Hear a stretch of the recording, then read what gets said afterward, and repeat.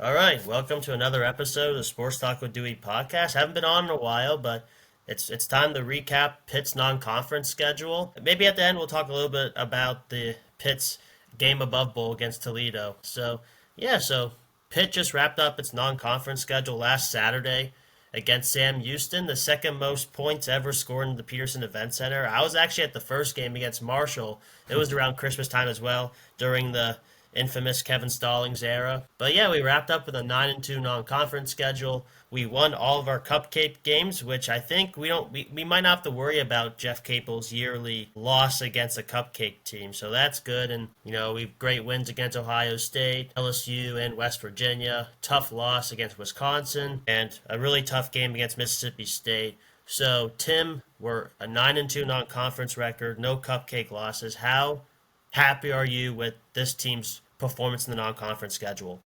I'm very happy, and as you talked about, this is the third year in a row Pitt has not dropped a bye game, so that's progress in itself. Capel's first 4 years, it was disastrous, but we're here now. When I looked at the schedule, I looked at and I'm like, okay, 9-2. I think that's a good record to have going into January. Obviously, you don't want to lose to Mississippi State the way you did, but sometimes you need those wake-up calls, to say, okay, we're not as good as we think we are. We have to look what we have to work on, and honestly, they bounced back nicely. The Virginia Tech win was nerve-wracking, but it was frightening. But we bounced back and took care of business the last two bye games. So going into January, I'm really pleased with where this team is right now. Yeah, yeah. I mean, before the season, I actually had us going 9-2 in the non-conference, so I'm extremely happy with it, especially with those two really tough road games in Ohio, at Ohio State, at Mississippi State. So I'm really happy we split them. The Wisconsin game I wish went differently, but if we had Damian Dunn that game, we would definitely won. But overall, I was going the season expecting a 9-2, and I would be accepting of that. So I'm very happy with where we're going into conference play, especially with the injury of Damian Dunn. So yeah, looking at the non-conference schedule, what do you think was our best win? I would say the best win would be at Ohio State. To go up there, shorthanded, no Dame, and honestly, Pitt didn't play their best game, and they still won. It's a credit to the staff. It's a credit to the players for making shots when they needed to. Obviously, the person that changed the game was Papa Conte. He came in, G got hurt, he came in, completely changed all the momentum. If he doesn't come in at that time, if that doesn't happen to G, we lose this game. It was just no doubt about it. So he came in, brought the momentum, brought the energy, and that led us to the victory at the end. Yeah, the Ohio State win was just magical and all-timer. First half, Ohio State wasn't missing any shots, and we still, even though they didn't miss any shots, we still were just around. I think for the whole game we were around like 6 to 10, and then when the game was winding down, Jalen Lowe got us really close. Then we kept getting punching distance, and some games are like that. You never have a lead for the whole game, but you have the lead when there's zero seconds on the clock, and that's what happened. We basically didn't lead the whole game, and then we ended up winning. It was just one of those magical games. Zach Austin, not historic. He was not a good 3-point shooter last year, and he's just one of those guys that's going to come up big for us all season long, and that's what he did. But I mean, yeah, Ohio State win was amazing. I was getting kind of worried about Ohio State because they haven't been playing super well, but they just beat Kentucky in Madison Square Huge. Garden. That's huge for us. So I think that game will travel the rest of the season as a quad one win. I think most road wins against good teams will be quad one. But LSU and West Virginia are also two very good wins. The whole SEC right now, getting a win against any of those teams is impressive. On a neutral court, LSU's not a bad team at all, and we destroyed West Virginia at home. West Virginia's played pretty well, all things considering, with DeVries' first season. I know DeVries got hurt, so that win might maybe not be good, but I think West Virginia looks pretty competitive. Javon Small's playing great. So we have three really good wins. One more thing about the LSU win. That was without Dame for most of the game as well. Remember, he Yep, was in foul true. trouble for the majority of it, and they took care of business. Corrin was unbelievable. Lowe was unbelievable. So they took care of business against the tough LSU team, shorthanded again.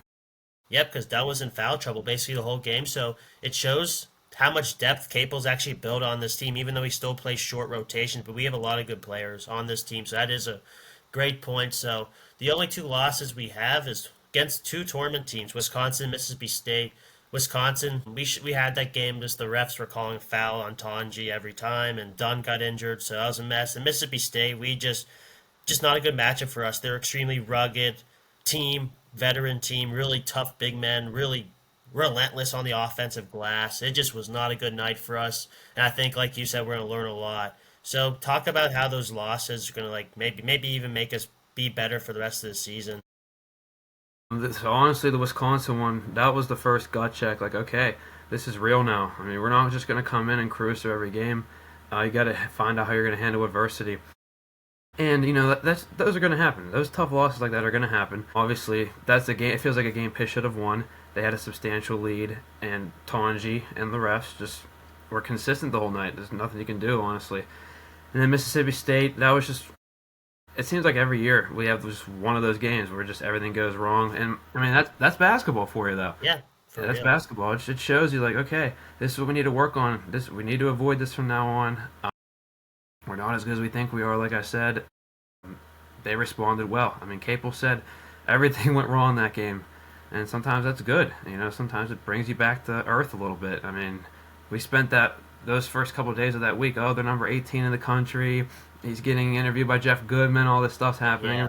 Yeah. That was a gut check, and I think it was needed, honestly. Yeah. And last year, everything was all about the net rankings, and we're number 11 in net, which is amazing. You want to stay inside that top 37, all the experts say. So that ranking's amazing. I feel like a lot of the time you make the tournament just off your like non-conference appearance and like what you are at face value. So I think that's going to travel the rest of the way. The ACC is definitely weaker, so I think most of the time we're going to be trying to avoid bad losses, which is also pretty scary. So yeah, what's your thought on this really good net ranking we have? Pitt is right where they need to be. Capel knew the formula. He knew what he needed to do coming into this season. And for the most part, they took care of business. And now I hate to say they're skating on thin ice, but it's like you can't have too many bumps in ACC play because, as we've seen from last year, the committee will make them pay for it. Yeah, yeah. Last year we were blamed for it. Yeah, I guess we definitely did our job in the non-conference schedule. Last year we didn't really understand. I know George Michalowski was saying like we didn't expect Missouri and West Virginia to be bad. So luckily, all the teams we played ended up being pretty good, which is great for us. And I think it really helps that we have a really good picture. I think we have a really good picture around the media right now. And I did see I think it was like ESPN or some other website said we have a 97% chance to make March Madness. I really don't believe that with how bad the No. ACC is, but I'll take it. I think making March Madness is maybe it's a big part of it. Just having like a good picture, a good image around the program, and it really helps that we are getting good uh, ratings and opinions about us even in the early goings. I think that will travel the rest of the way. So And I'm it's very happy it's after this. it's not just the fact that Pitt beat Ohio State; it's the fact that Pitt scheduled them. That looks amazing. That looks amazing, and what they're doing now, Ohio State beating Kentucky like that, it's just going to look better. So, I mean, credit to Cable for scheduling that game. That's a tough game to play day after Thanksgiving. That's tough, but they took care of business, and look at Pitt; they look great. Yeah, growing up in the Jamie Dixon era, Jamie would never schedule that game in a million years. He tried to have all his games against cupcakes. So it was definitely something different for Pitt fans, getting us out of our comfort zone, scheduling a tough game, but it definitely benefited us. We got that huge road W in the non-conference. Absolutely, can't complain here. Can't complain at all. So yeah, I briefly mentioned this, but yeah, Damian Dunn's injuries has been really tough for us. I mean, that West Virginia game, he put up a total masterclass. He dominated West Virginia, and having him, Jalen, and Ish in the starting lineup with those three guards, they could take us pretty far in March. So that injury was tough. Reading a lot that fingers crossed he'll be back for the Duke game on January 7th. But sometimes it's bittersweet. I feel like with his injury, a lot of other guys stepped up. Biba dropped 30 points in the Eastern Kentucky game. Amsal looks really Oh yeah. good. Papa Conte's, you could see his potential. Jorge. So talk. I mean, I guess what with Damian Dunn coming back soon, how could this team look for the rest of the season? I think it can get pretty scary.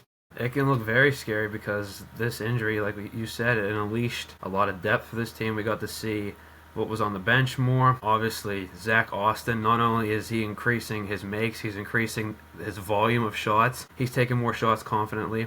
So that's allowing him to get more points, get more scoring. It showed us what Biva can do. It showed us what Amsal can do. So, like, the past few years, it's been, okay, we have Nike come off the bench, and then there's like a dip after that on the bench, and then you got Ish coming off the bench last year, and then there's a dip this year. Who knows what the starting lineup's gonna look like when Dame's back? But you're gonna have Zach or Dame off the bench, which is brilliant, and then you're gonna have Biba come off the bench. That's another strength. Almswell coming off the bench.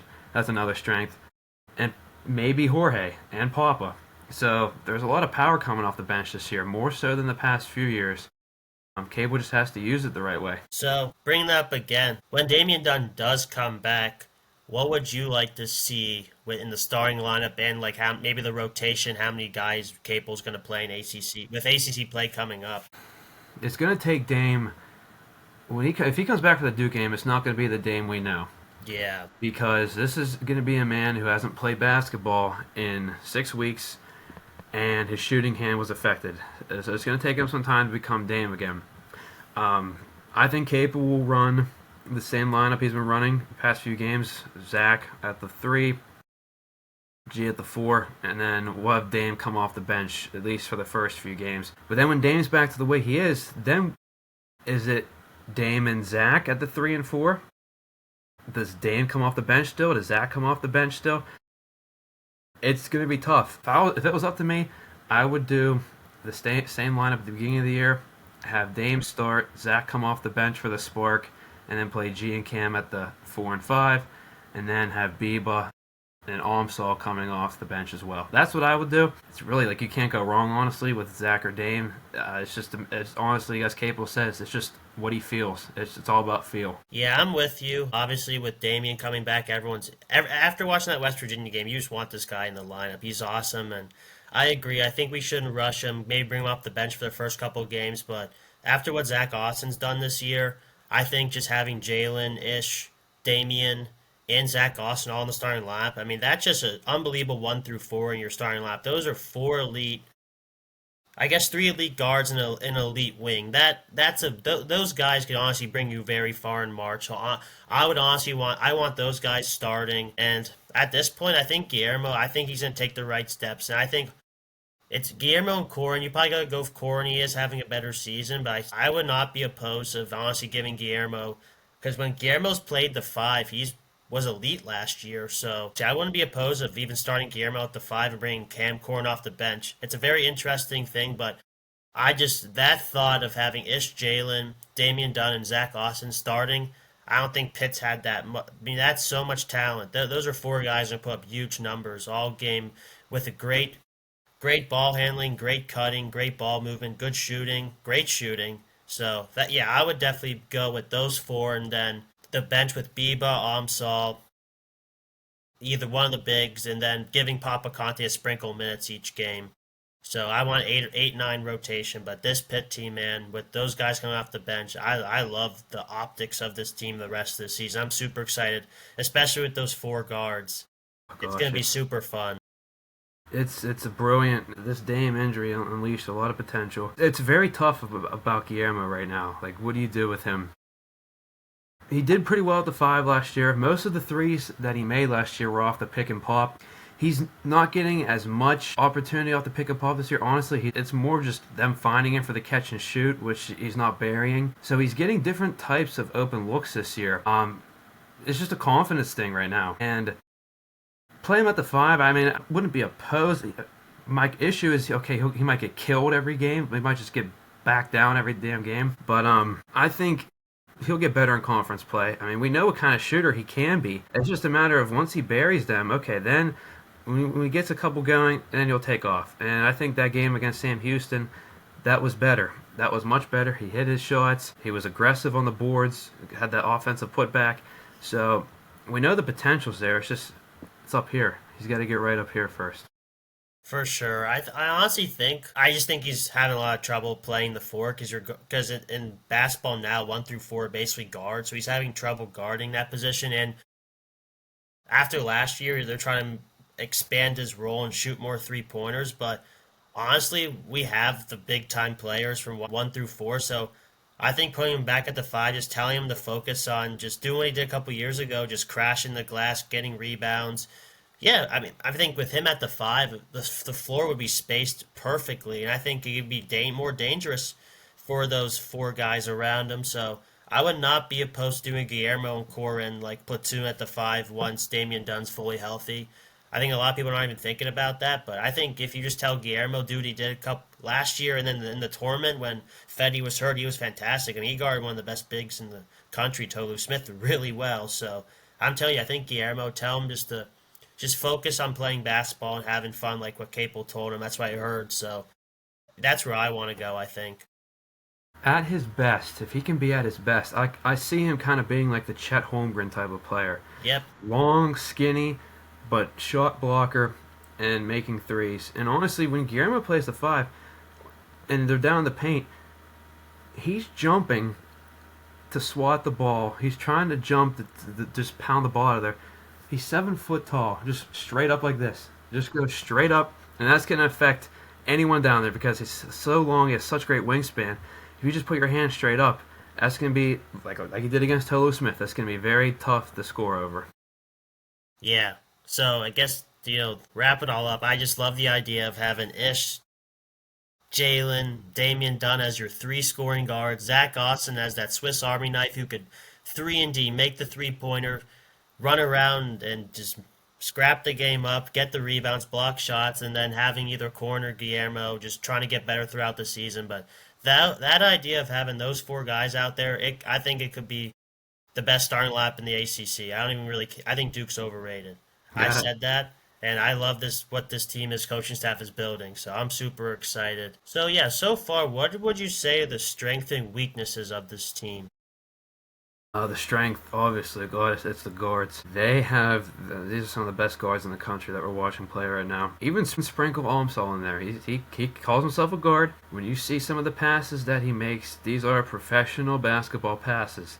Yeah. And some of the players aren't even ready for these passes, honestly, because they're just so crisp. They're quick. So Pitt has an Adbiba in there, beautiful backcourt. A weakness, obviously, the front court could be better. It could be a lot better, actually. I don't know. Cam can be a good player. I think he gets in his own head too sometimes. When something doesn't go right, you can see the frustration right away. So both him and Guillermo, they have to get their minds right. And when they do, we see what kind of players they can be. Look at the WVU game. I mean, G was brilliant, Cam was solid, and then Papa's only going to get better as well. So the potential's there in the front court. It's just right now, it's not where it needs to be. When you're going up against a front court with Flag and Malawalk at the 4 and 5, I mean, that's going to be scary. So they need to get right, and they can do it. We know they can do it. It's just a matter of getting right. Yeah, I 100% agree with you. The strengths are definitely the guards. You've guys, Jalen Lowe and Ish Leggett. These are two fundamentally sound basketball players. Both are just so good. They're both going to shoot better as the season goes on, but just watch these guys. Their fundamentals. When Ish gets in that like triple threat, he's just unguardable. He's going to shoot the three or break a defender down. Jalen's so fundamentally sound as well. These guys are great passers, both great defenders. They have every tool in their toolbox to get this team to march. I mean, I can't even words to describe those two. I think they're like one of the best whole backcourts in the country that can get a super far march. Then Damian Dunn is just another great two-way player. I keep bringing up that West Virginia game, but he was just masterful in that game. Just shooting the three ball, doing the JB mid-range. That one shot when he's like pounding his chest, the W needed timeout was one of my favorite moments of the season. Then Zach Austin's the Swiss Army knife. This guy has been incredible, and Amsel and Biba are improving the backcourt. So, like usually the last couple of years, we've only had like 3 or 4 guards. Now we got 6 guards that could really take us far. Then the weaknesses is definitely the rebounding and even the offensive for the big men. We got to be more aggressive and active down there. Sometimes it just looks like they're a little bit intimidated and scared, but they just got to believe in themselves, go for the ball hard, rebound that ball. The best big man is all about having that motor, the want for the ball. You got to be aggressive down there. So I have full faith in Tim O'Toole coaching those guys up for the rest of the season. But that's the weaknesses so far is our rebounding. We really need to rebound the ball and want the ball. I think Zach will help that. He's a great rebounder. So I think the problem is I don't think we should have them on the court at the same time anymore.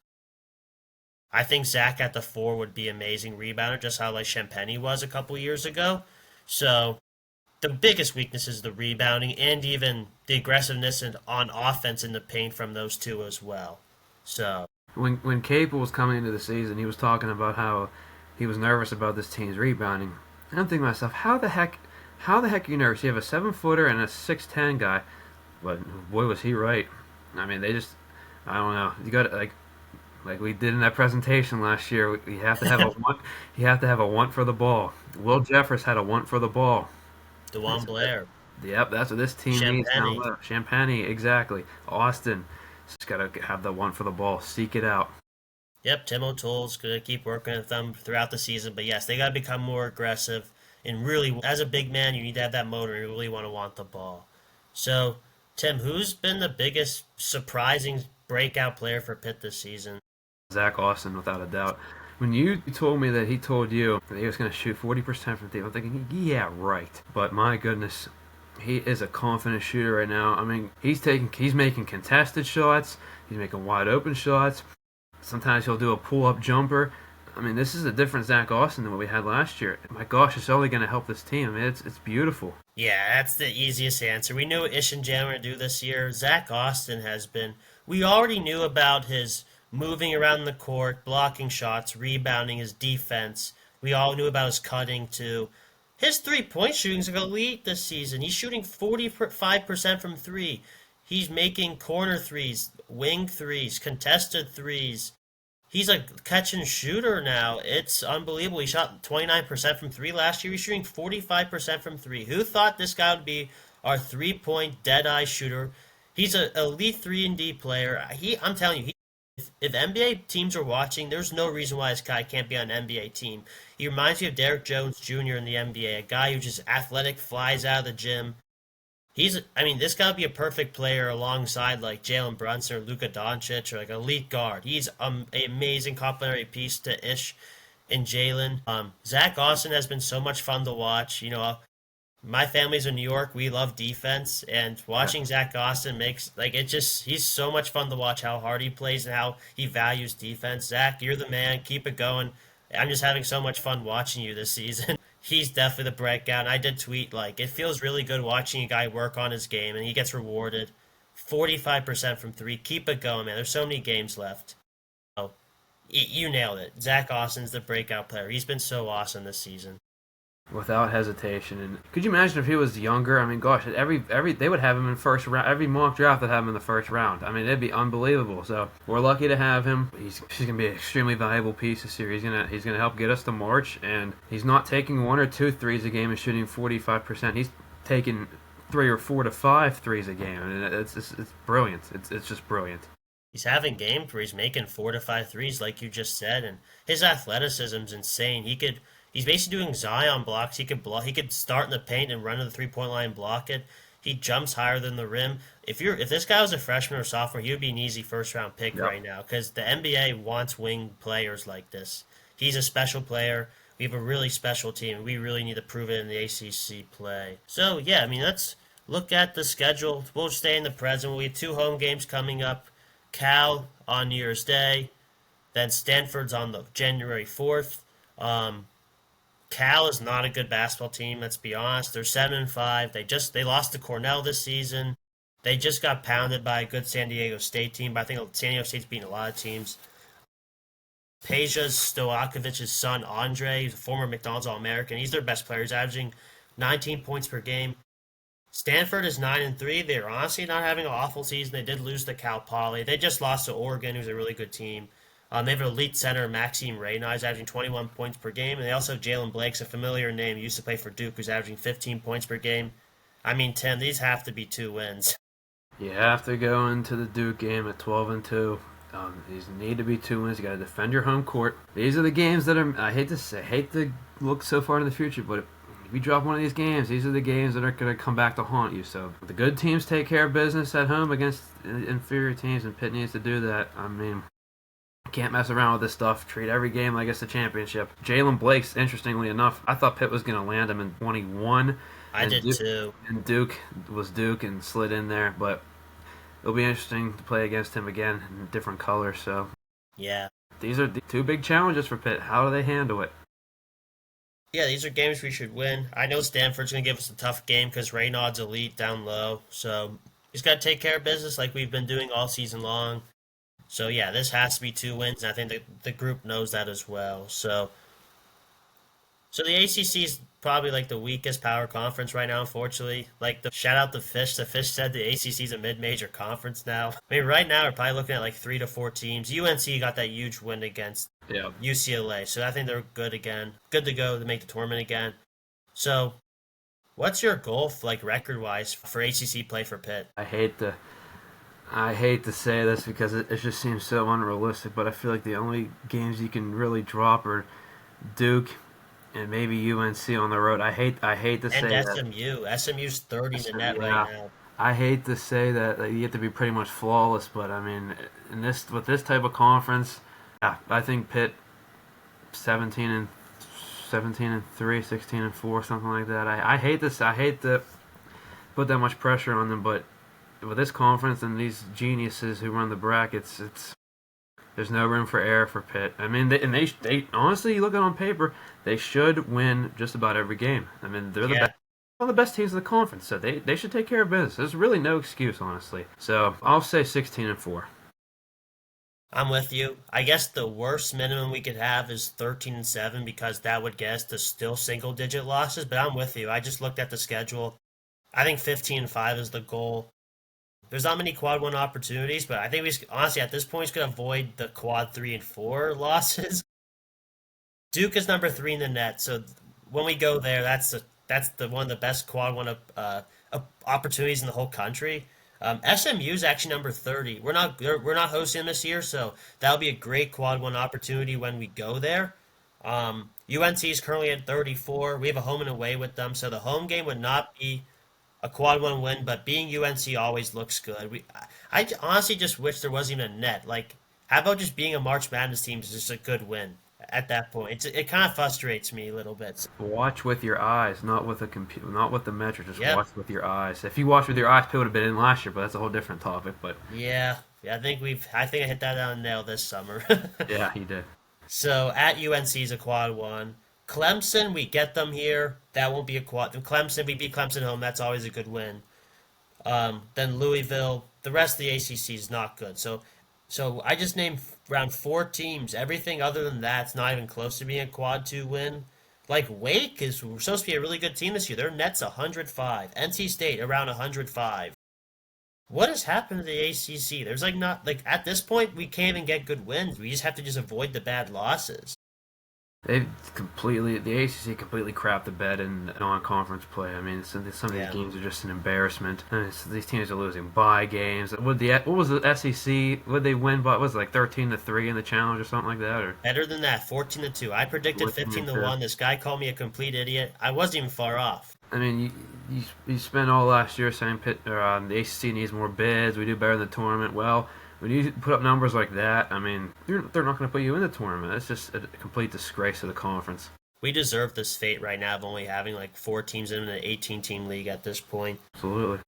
Like right now, I mean, Duke, Pitt, UNC, Clemson, they're in the tournament.